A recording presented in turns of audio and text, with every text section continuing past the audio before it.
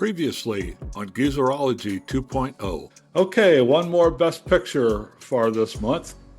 And let's spin the wheel to see what we're going to look at next week. We're going to be watching and talking about All the King's Men. That was a Bob pick.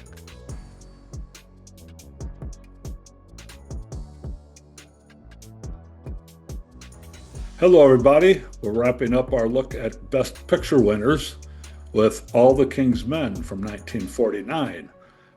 This won 3 major Oscars at the 22nd Academy Awards. It was obviously Best Picture. It also won Best Actor for Broderick Crawford and Best Supporting Actress for Mercedes McCambridge. Now, this was a political drama based on a novel, which in turn was based on the life of Huey Long, who was assassinated as a U.S. Senator in 1935. And Bob, I got to tell you, they sure don't make movies like they used to, right? Which is going to give you a little spoiler as to my reaction to this movie. Yeah, I'm not saying it like that's a bad thing. I think I'm picking up what you're laying down there, Scotty. So I'll tell you what, this is your movie that you picked, so do me a favor, give me an education on this. The movie, in a nutshell, chronicles the rise and fall of a populist politician played by Broderick Crawford. And he starts out as a good guy who manages to come into power and then lives up to the old cliche about power corrupts and absolute power corrupts absolutely. It's a good film. Broderick Crawford gave the performance of his life. This catapulted him into a career, going from playing characters and heavies and things like that. It actually showed that he had some acting chops. It gave him, a career to follow. Mercedes McCambridge, this was her movie debut, and straight out of, first time at bat, she gets the Best Actress, supporting Oscar. There were several other nominations here. John Ireland was nominated for Best Supporting Actor. Robert Rossen, the director, got nominated for Best Director and also, I think, for Best Screenwriter. So it had its share of nominations plus awards. It was interesting to see the thoughts and attitudes of fascism and dictators and stuff like that just a few years after we had fought a world war to take down fascist regimes that were, basically trying to conquer the world. And I saw a lot of parallels between that movie and kind of what we're looking at today. Like I say, I didn't have a real deep memory of the film, which is why I wanted to see it again, because I'd only seen it once. It's my opinion of it now. There's something kind of missing from the film. It's a good film. I'm not quite certain that it was Best Picture quality. I think its narrative, I have some issues with its narrative. I think it had too many characters in it. I would have appreciated more a deeper dive into Broderick Crawford's character, his psyche, what motivated him, and what made all of the changes in him. And the title of the film comes from the old nursery rhyme about Humpty Dumpty, who had his great fall, and all the king's men and all the king's horses couldn't put him back together again. Hence, that's what happens here with Willie Stark, the character that Broderick Crawford plays. He has his great fall and all of that. So I think there were too many sub-characters floating around.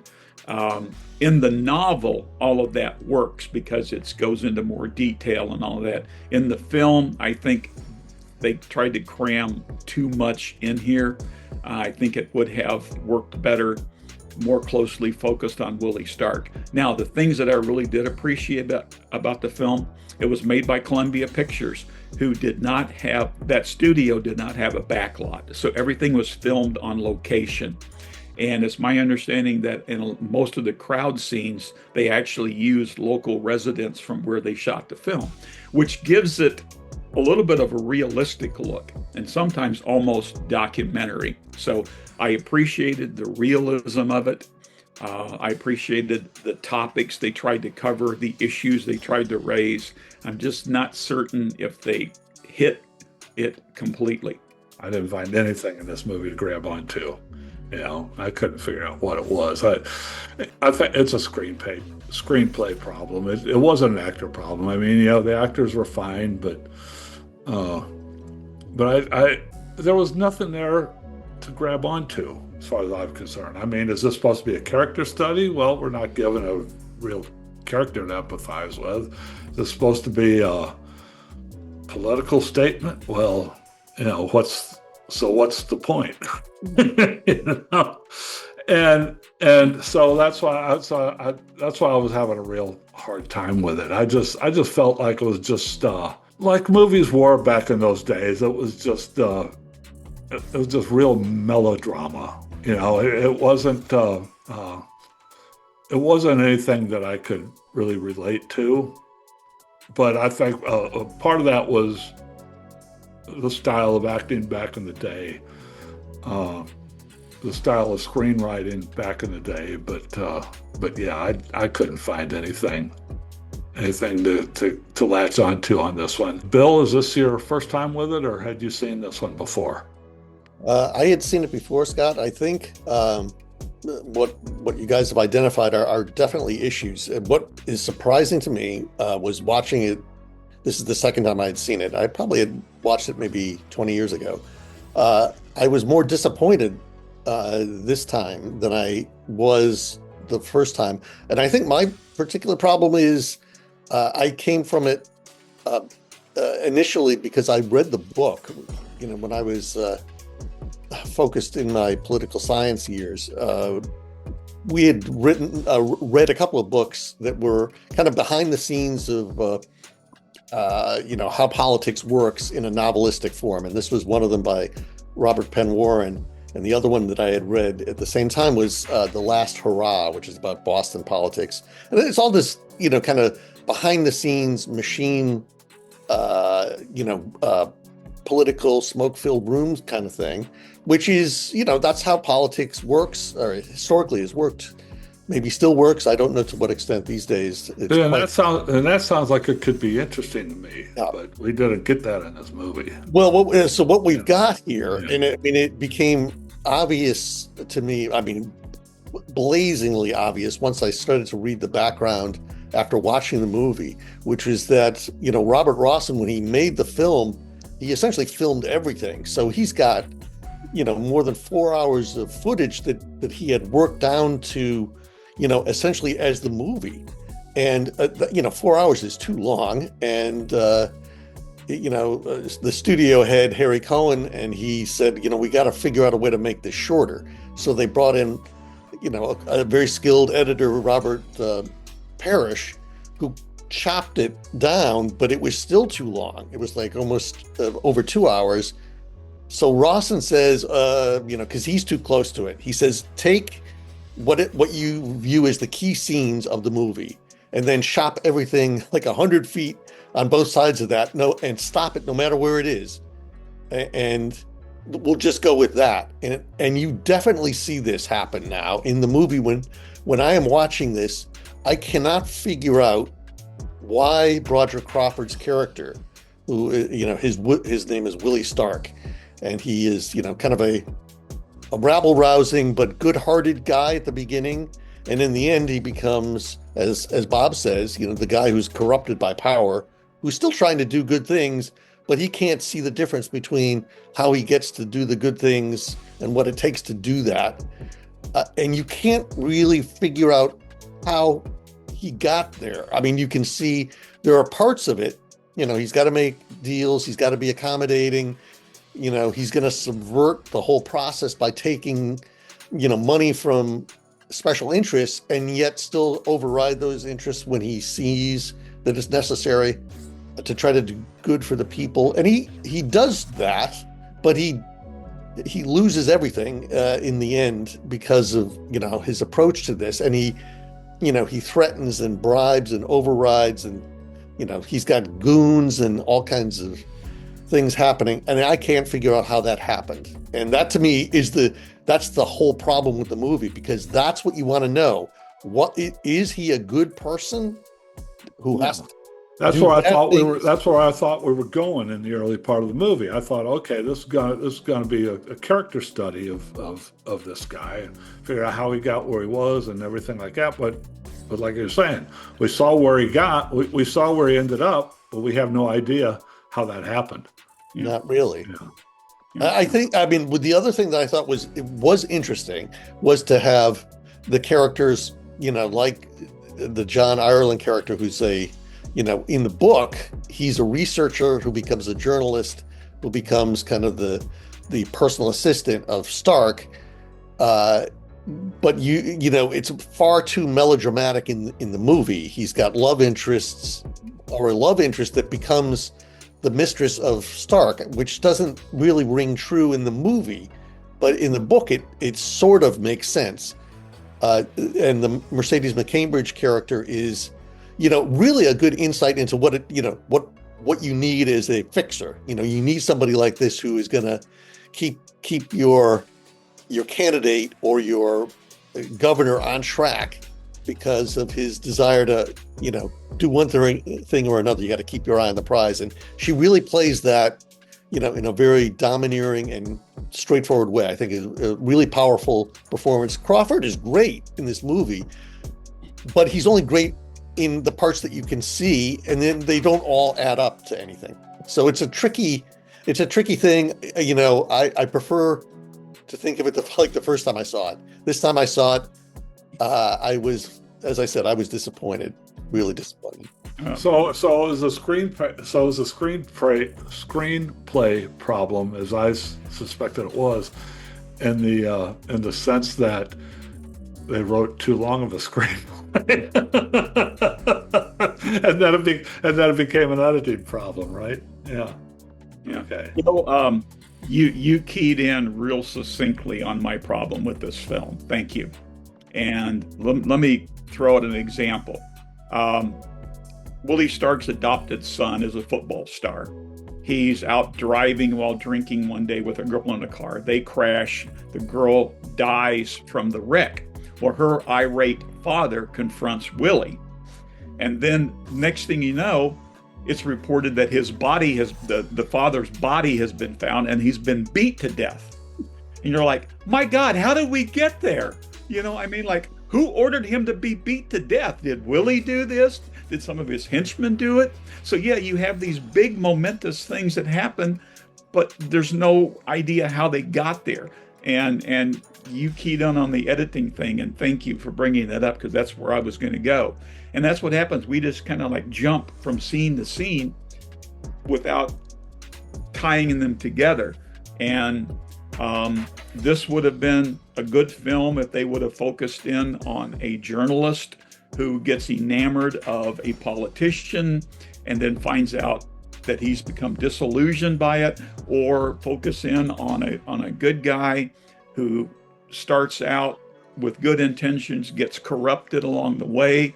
But they took a big complex novel and just tried to cram everything in there, and it needed to be tightened up, and they needed to focus in on fewer characters and delve more into what's motivating them and how they got from point A to point B. What else is up for Best Picture that year?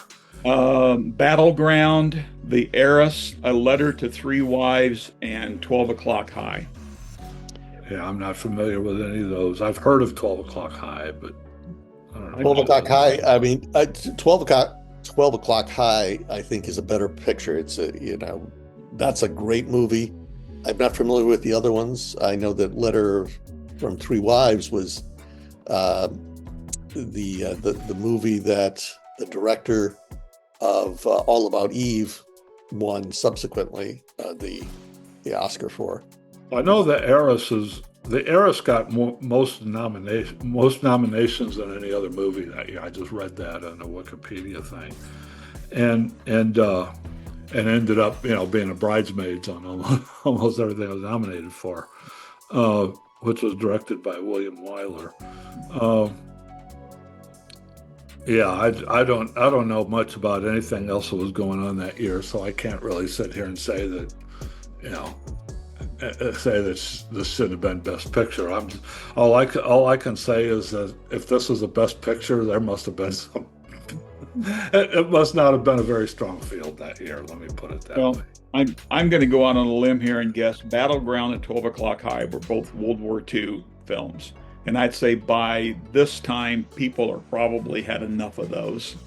I don't know anything about The Letter of the Three Wives. It's my understanding that a lot of people are saying The Heiress should have won.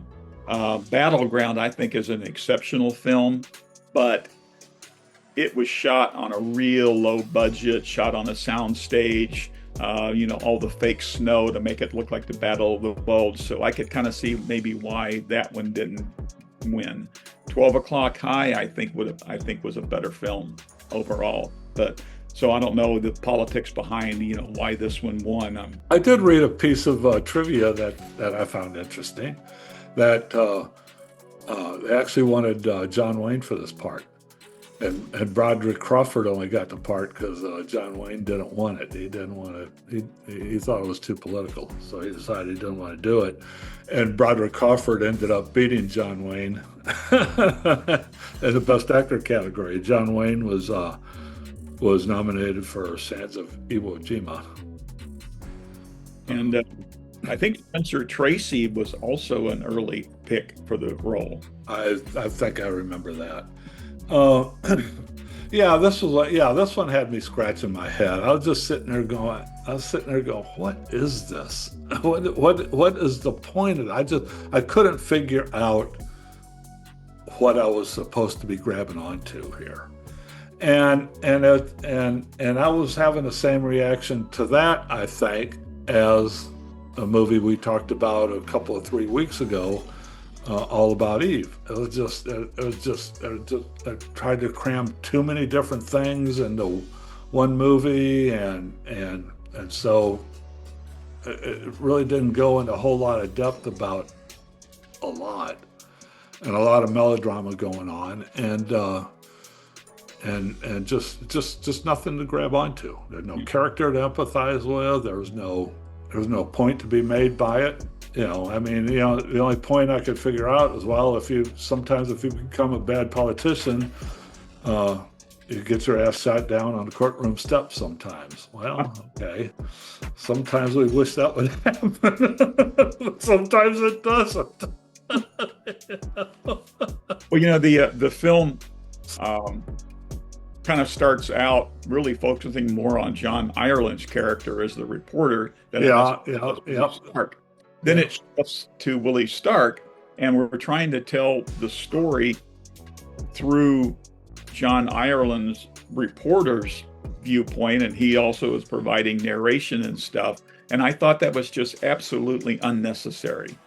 And to me, the movie kind of dragged until Crawford started his Willie Stark character, and I think it really picked up, and I liked watching Crawford. He did a great job. It's just we should have focused on that and threw out a lot of the other stuff. Or we could have focused on the reporter and just watch everything through his eyes and get his perspective on it. But that was a big part of it. There was really no real point of view here on anything. It was just kind of move from plot point to plot point to plot point without any sort of setup, and it wasn't a thought that I had, but I think you probably nailed it, Bob. We're saying they just tried to do too many characters and go too many different places in this.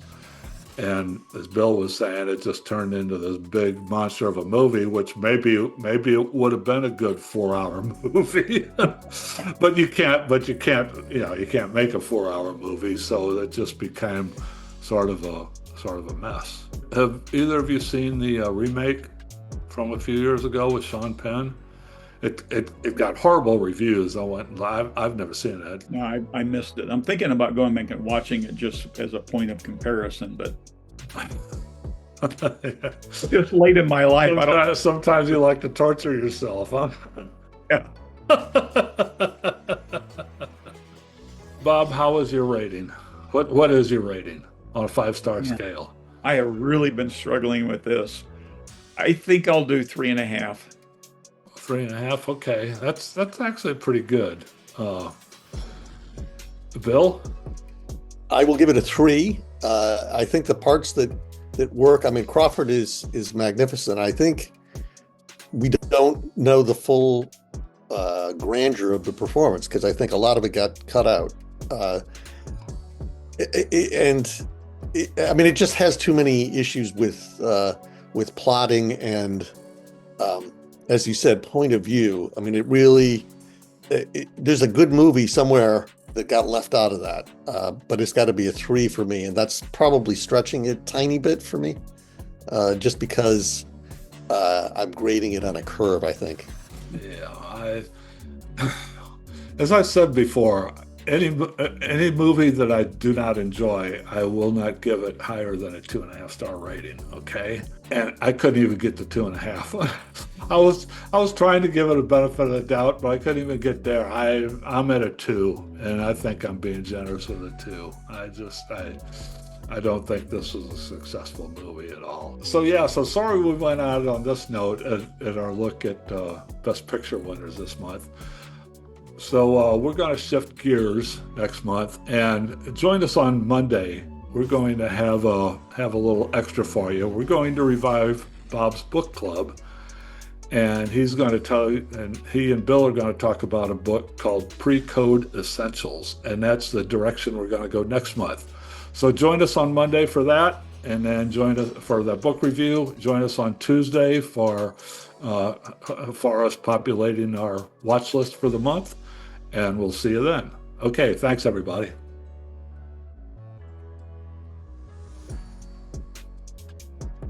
Did you enjoy this video?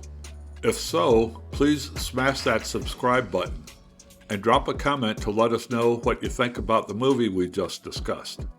Thanks everybody. We'll see you next time on Geezerology 2.0.